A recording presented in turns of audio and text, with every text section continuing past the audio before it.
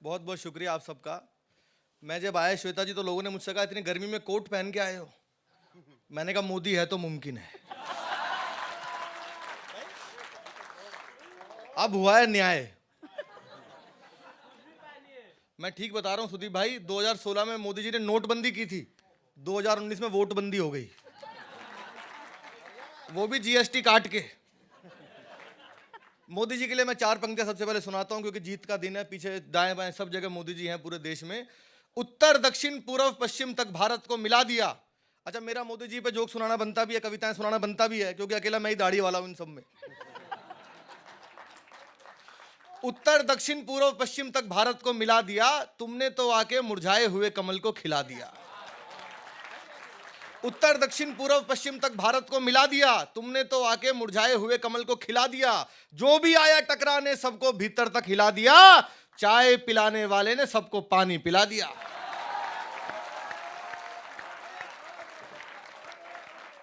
Politics की बहुत tension है, ये सब बहुत बड़े बड़े कवि हैं। अरुण जैमिनी जी इतने बड़े कवि हैं देश के, मैं सबसे छोटा कवि हूं इस मंच का।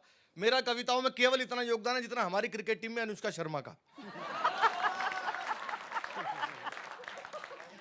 आप श्वेता जी को देखो और फिर मुझे देखो, आपको बिल्कुल ऐसा लगेगा जैसे सानिया मिर्जा के बाद मलिंगा देख लिया हो। अच्छा अरुण जी, मुझे मलिंगा सुन के एक अंकल वे भी हंस रहे जिनकी अपनी खोपड़ी जयसूर्या के जैसी है।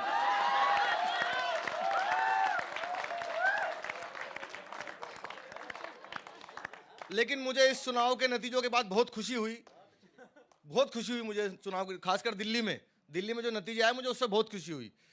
क्योंकि हंसराज हंसी जब जीते तो मुझे बड़ी खुशी हुई कि कम से कम एक तो मेरे बाल जैसा वाला जीता, जिसके बाल मुझसे मिलते हैं। बहुत टेंशन चल रही है, हम लोग दिल्ली में रहते हैं, हमारा दिल्ली के तो सीएम आपको पता है आजकल दिखाई नहीं दे रहे, वो गए कहाँ। वो बहुत बवाल काट रखा जी केजरीवाल। मैं आपको बता रहा हूं सारे मिले हुए हैं जी ये लोग। मेरे सपने में आ गए श्वेता जी केजरीवाल जी। मैंने कहा भाई साहब प्रॉब्लम क्या है?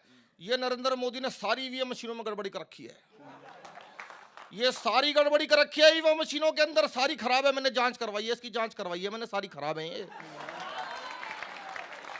मैंने ईवीएम मशीनों की जांच करवाई है, सारी खराब है। मैंने कहा जी कहां जांच करवाई है? मोहल्ला क्लिनिक पे।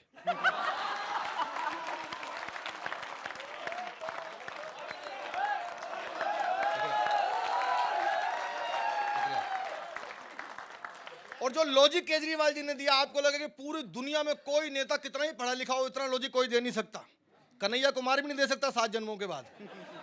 मैंने कहा भाई साहब क्या हो गया? आपको पता नहीं है क्या गड़बड़ होती है? अरे जहां पे ईवीएम मशीनें रखी जाती हैं स्ट्रांग रूम में, भाजपा वाले गड्ढा खोद के एक आदमी उसके अंदर बिठा देते हैं।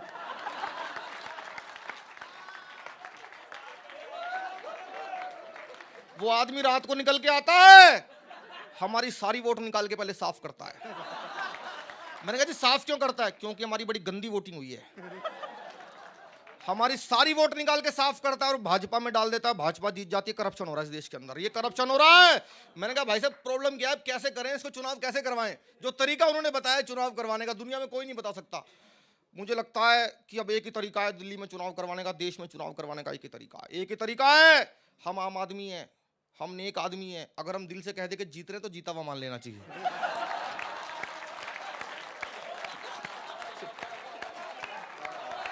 शुक्रिया शुक्रिया शुक्रिया शुक्रिया, बहुत बहुत शुक्रिया। ये टेंशन है नेताओं की सारे, मेरी बहुत सारे नेताओं से बात होती है सपने में, मेरी लालू जी से बात हुई अभी। मैंने कहा लालू जी क्या हो गया ये? नरेंद्र मोदी।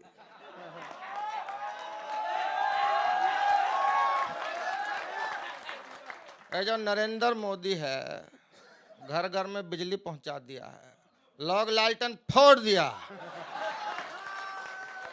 शत्रुघ्न सिन्हा जी बिहार में, शत्रुघ्न सिन्हा जी आराम से पैर पे पैर चढ़ाए हुए चश्मा लगाए हुए रिजल्ट देख रहे थे। किसी ने कहा शत्रुघ्न सिन्हा जी आप हार रहे हो, खामोश। इधर से क्या बोला? सर आप हार रहे हो, खामोश। कोई बोला सर हार गए, बेहोश।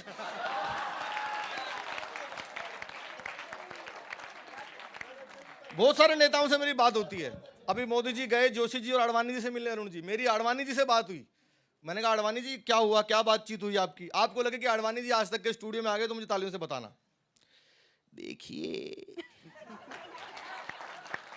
मैं समझता हूं कि मैंने दो बातें पूछी हैं नरेंद्र भाई मोदी से। पहली तो ये कि इतना बड़ा चमत्कार कैसे हुआ। दूसरा मैंने पूछा कि राष्ट्रपति का चुनाव कब है।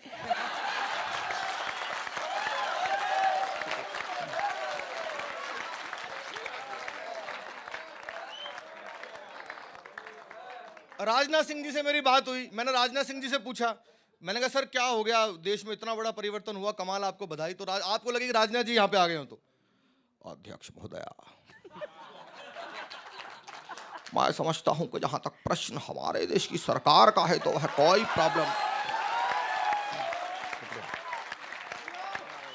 जहां तक प्रश्न है तो नरेंद्र भाई मोदी का मैं कहना चाहता हूं कि पूरे देश में सारे नेताओं से वह बहुत आगे निकल गए हैं।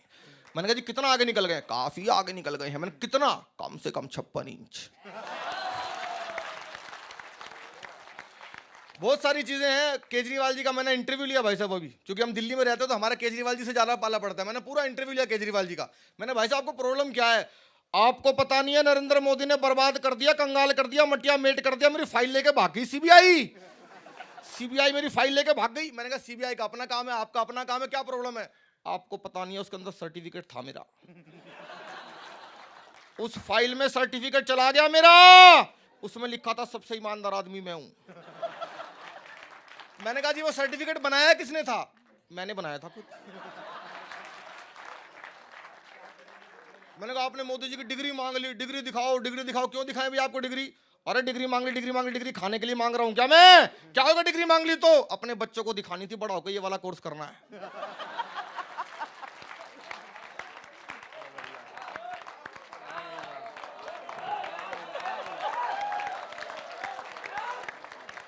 उनके 67 एमएलए जीते दिल्ली में 67। आपको पता नहीं है नरेंद्र मोदी ने बर्बाद कर दिया, कंगाल कर दिया। जेब में खाली कैलकुलेटर बचाया बस अब एक। मैंने कहा जी कैलकुलेटर का क्या करते हो? कैलकुलेटर रखना पड़ता है जेब में कि 67 में से जेल गए इतने तो बचे कितने।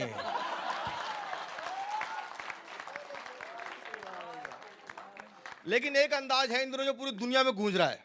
मोदी जी की आवाज सब लोग सुनते हैं, उनका अंदाज सब लोग सुनते हैं, मोदी जी से भाषण देते हैं। अभी पिछले दिनों मेरे सपने में आ गए थे मोदी जी, और मैंने उनसे देश की बड़ी गंभीर समस्याओं पे बात की। आपको अरुण जी, आप तो हरियाणा से, आपको पता होगा पिछले दिनों हरियाणा में चोटी कट गई सबकी। खाली बंगाल में नहीं कटी, बाकी पूरे देश में कटी। वो आज तक नहीं पता किसने काटी, क्यों काटी। मोदी जी मेरे सपने में आए, पीछे पीछे केजरीवाल जी आ गए। आपको लगे कि दोनों लोग इस टॉपिक पे यही बोलते तो लोकतंत्र का उत्सव हम लोग मना रहे हैं, उसको मनाइएगा। पहले मोदी जी आए, मैंने कहा सर सबकी चोटियां काट के कौन ले गया? भाइयों बहनों, मेरे देश में कोई चोटी काट कर ले जा रहा है, कोई चोटी काट कर ले जा रहा है, और ये हमारी माता बहनों को केशलेस बना रहा है। और जो लोग चोटियां काट रहे हैं मैं उनसे भी कहना चाहता हूं, अगर काटना है तो गरीबी को काटिए, अगर काटना है तो बेरोजगारी को काटिए, और चोटी ही काटनी हो ना तो उनकी काटो जो पार्लर में कटवाते हैं। पीछे पीछे केजरीवाल जी आ गए। मैंने कहा भाई साहब सबकी चोटी कौन काट के ले जा रहा है? ये नरेंद्र मोदी कटवा रहा है जी सबकी,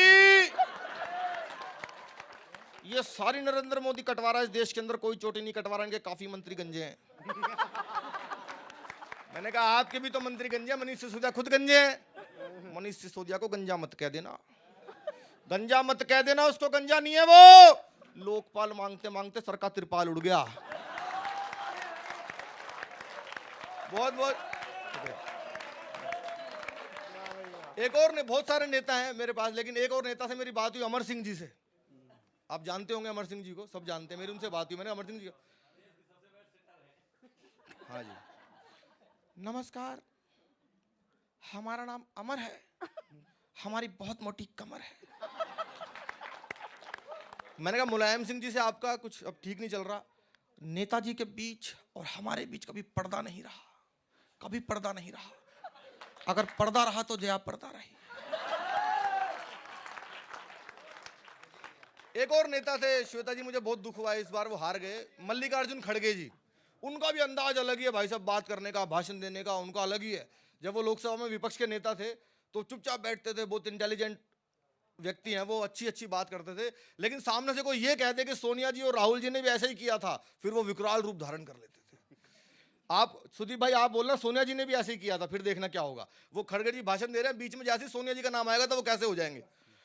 हमारे देश में नरेंद्र मोदी अच्छा काम करना, हम लोगों को मिलके चलना, ये देश का जनता मिलके चलना, हम पक्ष विपक्ष को मिलके चलना, सबने मिलके काम करना, हम आपका साथ में हैं। लेकिन सोनिया जी सोनिया गांधी के बारे में बोला, राहुल गांधी के बारे में बोला, तुम्हें पता नहीं का सोनिया गांधी का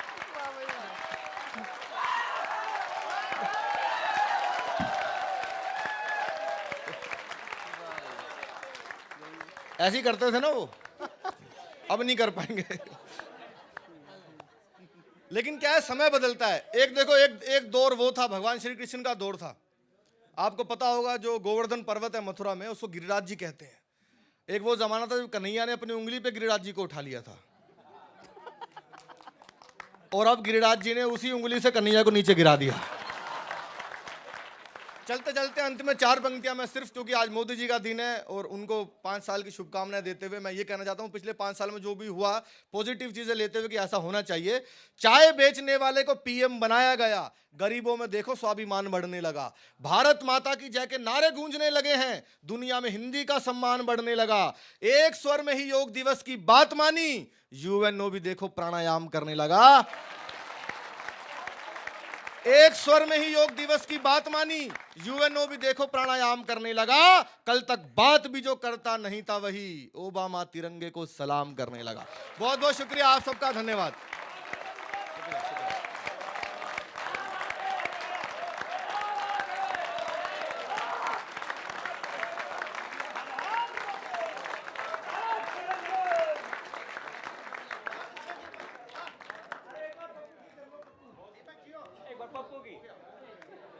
राहुल गांधी की फरमाइश आ रही है, 4 पंक्तियां राहुल गांधी की तरफ से बोल दीजिए।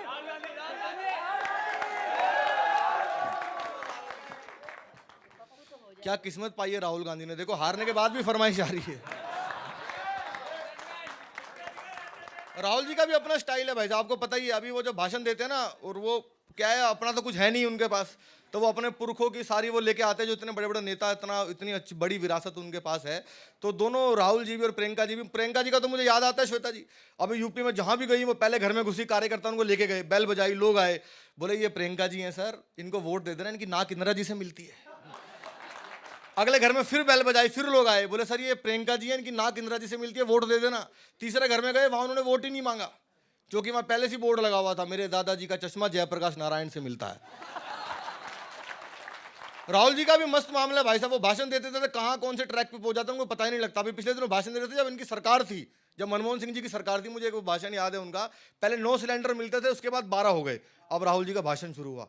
भैया आपको पता है पहले 9 सिलेंडर मिलते थे, हमने 12 कर दिए हैं, अब 3 बढ़ा दिए हैं, 9 और 3 कितने होते हैं? किसी ने कहा 12। मेरी दादी भी यही कहती थी कि 9 और 3 12 होते हैं। आप भी कहते हैं 9 और 3 12 होते हैं, आपकी हमारी सोच कितनी मिलती है।